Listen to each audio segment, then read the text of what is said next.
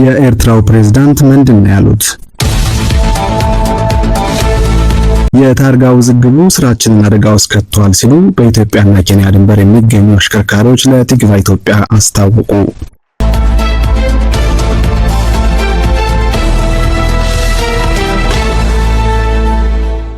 የወንጀል ድርጊት ተፈጽሟል ሲሉ የተናገሩት የሰሜን ኮሪያው ኪም ጆንግ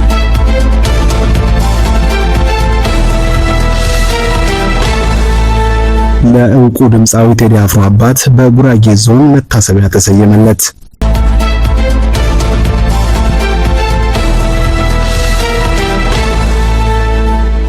ሰላም ጤና ይስጥልኝ ክብራትና ክብራን አድማጭ ተመልካቾቼ እየተከታተላችሁ ያላችሁት አንደበት መረጃ ነው። በዚህ ቻናላችን የተለያዩ መረጃዎችን ወደ እናንተ አድማጭ ተመልካቾቼ ማድረስ ይሆናል። አብራችሁ እንድትቆዩ በአክብሮት ጋብዛለሁ። ሰብስክራይብ በማድረግ የደወል ምልክቷን በመጫን አዳዲስ መረጃዎች ስናደርስ ወደ እናንተ እንዲደርሱ የደወል ምልክቱን መጫን አይርሱ። አብራችሁን ቆዩ።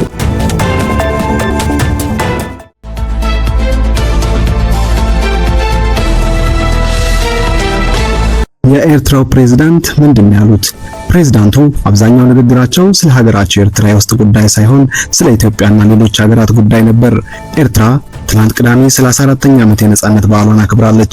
ለ34 ዓመታት ሀገሪቷን በብቸኝነት እያስተዳደሩ ያሉት ፕሬዝዳንት ኢሳያስ አፈወርቂ ለ34ኛ ጊዜ ንግግር አድርገዋል። ፕሬዝዳንቱ 20 ደቂቃ ርዝማኔ ባለው ንግግራቸው አብዛኛውን ከሀገራቸው ውጭ ያለውን ሁኔታ በመተንተን ላይ ነበር ያተኮሩት።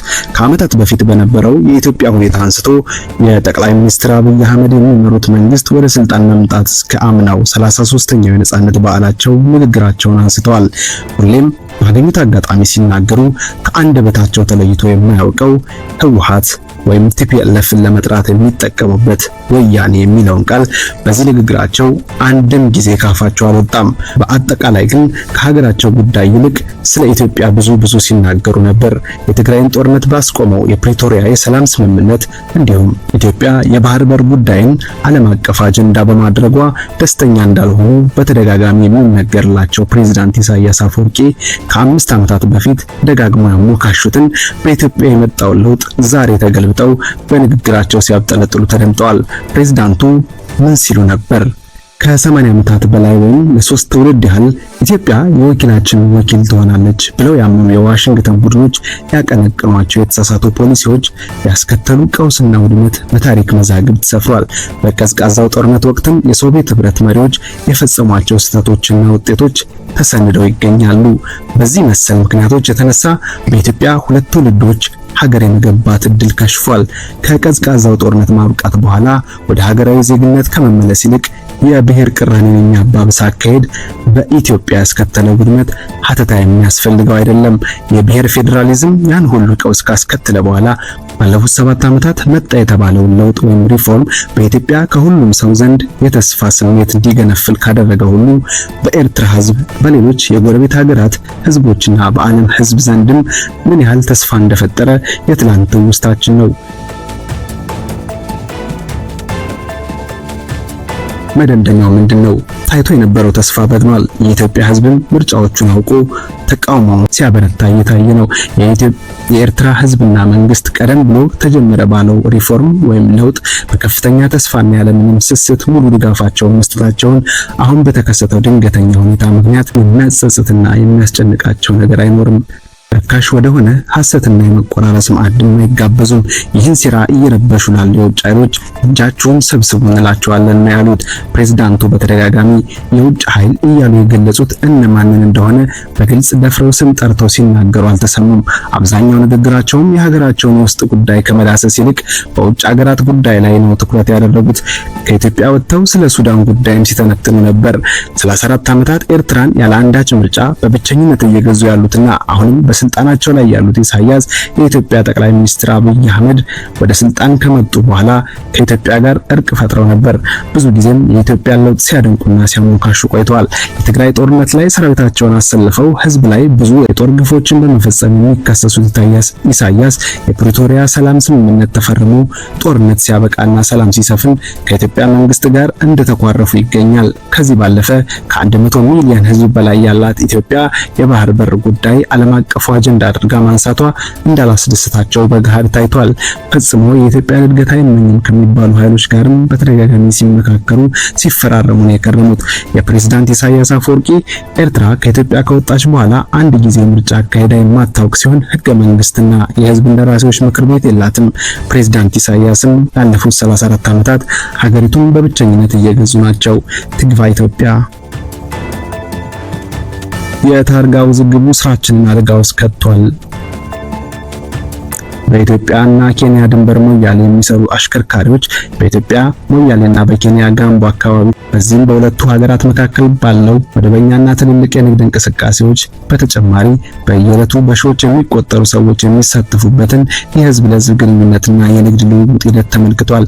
አሁን ላይ የታክሲና የሞተር ሳይክል አሽከርካሪዎች እያጋጠሟቸው ስላለው ችግርም ለቲክቫ ኢትዮጵያ ተናግረዋል። አሽከርካሪዎቹ የንግድና የእርስ በርስ ግንኙነት እንቅስቃሴ ሲያሳልጡ መቆየታቸውን ከዚህ ቀደም በድንበር አዋሳኝ አካባቢዎች የሚገኙ መደበኛ ታርጋዎች ያለ ገደብ በሶስቱም ድንበሩ አዋሳኝ አካባቢዎች ማለትም በኢትዮጵያ በኩል ኦሮሚያና ሶማሌ ክልሎች፣ በኬንያ በኩል ደግሞ በጋምቦ ከተማ አገልግሎት ሲሰጡ እንደቆዩ ገልጸዋል።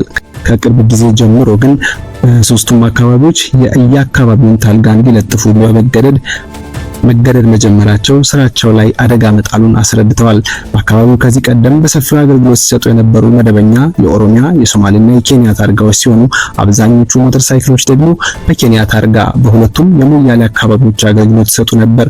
ከሰሞኑ የኦሮሚያ ክልል ቦረና ዞን ሞያሌ ከተማ የኬንያ ታርጋ የለጠፉ የሞተር ሳይክሎች በአስተዳደሩ እንዳይንቀሳቀሱ የመከልከልና ከ2500 ብር ጀምሮ በማስከፈል በየ3 ወሩ የሚቀየር BNM የሚል ኮድ ያስቀደመ የሰሌዳ ቁጥር መለጠፍ ጀምሯል። የሶማሌና የኬንያ ጋምቦ አስተዳደሮች በተመሳሳይ እርምጃ ወስደዋል። ይህንን ተከትሎ ለዘመናት ስንሰራ የነበረው የድንበር ማሻገር ስራችን አደጋ ውስጥ ወድቋል ብለዋል።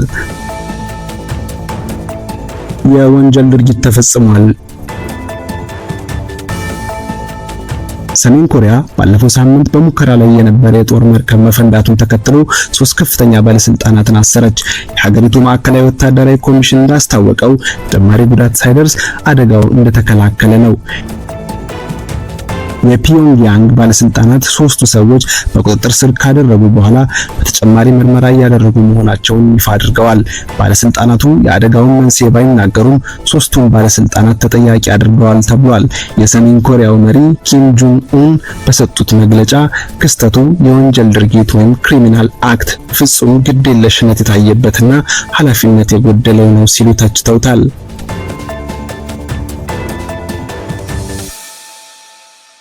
ለቴዲ አፍሮ አባት በጉራጌ ዞን መታሰቢያ ተሰየመለት።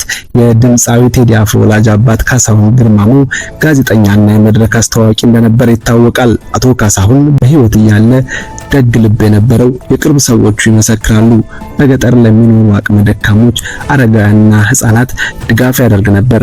በተለይ ደግሞ የትምህርት ቤት መሄድ አቅም ያልነበራቸውን ህፃናት በመደገፍ እንዲማሩ ለማድረግ ከፍተኛ ጥረት ያደርግ ነበር። ይህም ተግባር ከመድረክ ሰውነት ባሻገር በጎ ሰውነት እንዳላበሰው ይናገራሉ። በዚህ በጎ ተግባር ውስጥ የኖረው አቶ ካሳሁን ግርማሞ በአንድ ወቅት የእነዚህን አይነት ህፃናት ለመጎብኘት ወደ ጉራጌ ዞን ይጓዛል። ቦታው ሶዶ ወረዳ ልዩ ስሙ አንደቡ መድኃኔዓለም ተብሎ ይጠራል። በወቅቱ በዚህ ስፍራ ተገኝቶ በተመለከተው ነገር ልቡ ይነካል። በጊዜው ጓደኛው ከነበረው አቶ ብርሃኑ ሀቄ ጋር በመሆን ባደረጉት ከፍተኛ ጥረት ህፃናቶቹ ጣሪ አካባቢ የትምህርት ዕድል እንዲያገኙ አድርገዋል። ህፃናቶቹ እስከ 8ኛ ክፍል እንዲማሩ አስችለዋል። ይህ በጎ ተግባር በበርካታ ዓመታት በኋላ የትምህርት ቤቱ አስተዳደር ድርጊቱን በማስታወስ እውቅና ተሰጥቶታል። ታላቁን የመድረክ ሰው የደግነት ተግባራቸውን ዘክሯል። በተጨማሪም ለታላቁ የመድረክ ሰው መታሰቢያ ይሆን ዘንድ ከ4 ዓመት በፊት የትምህርት ቤቱን ቤተ መጻሕፍት ለቴዎድሮስ ወላጅ አባት ካሳሁን ግርማሞ ክብር በስሙ ተሰይሞለታል። የዘገባ ምንጫችን የኢትዮጵያ ፕሬስ ድርጅት